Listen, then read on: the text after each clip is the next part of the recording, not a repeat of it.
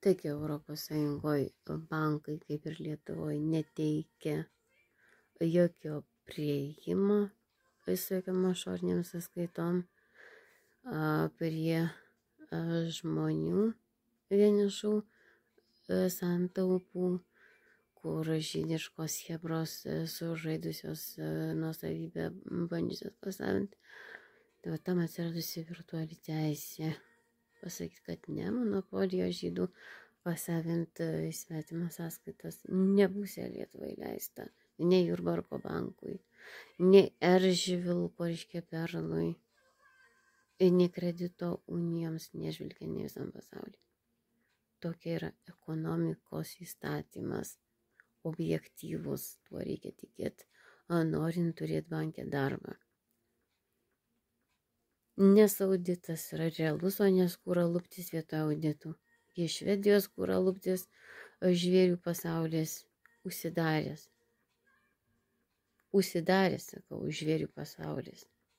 Dabar reikia pradėti galvoti apie NATO 0, reiškia kodą Europos Sąjungoje ir Zalgo, reiškia normal kodas, kuris, reiškia, universaliai man dirbant yra Globe, išsaugotas ugnesinė skaitmeninė ir MEM.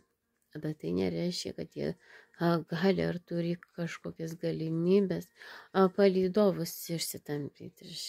Niechuje, sakau, čia. Objektyvus darbas yra objektyvus darbas.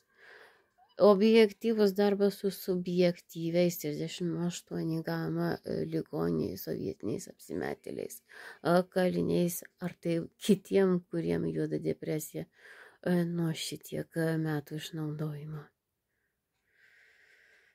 Tad klausimas, kas subjektyvus?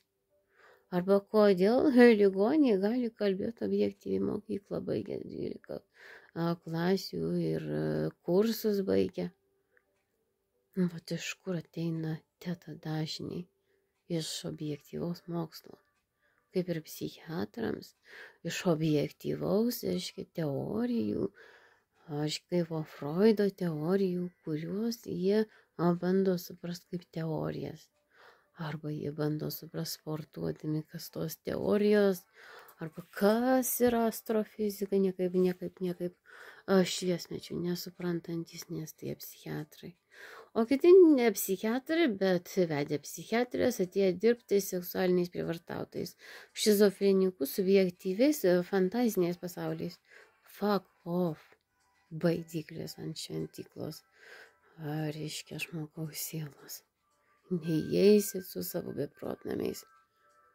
Nes aš žmogus, o ne jūsų socialinis vienetas. Ir nebijau aš jūsų grasinimų, nes tai cenzūra sovietinė atsimena kiekvienas. O dabar šiais laikais cenzūra vadinama policija. Ir aš policijoje dirbu ir iki šiol ir toliau dirbsiu, nes man nors gyvenimo, o ne hebrų alkoholizmo, ar tų hebrų karalių alkoholikų, niekuja niekada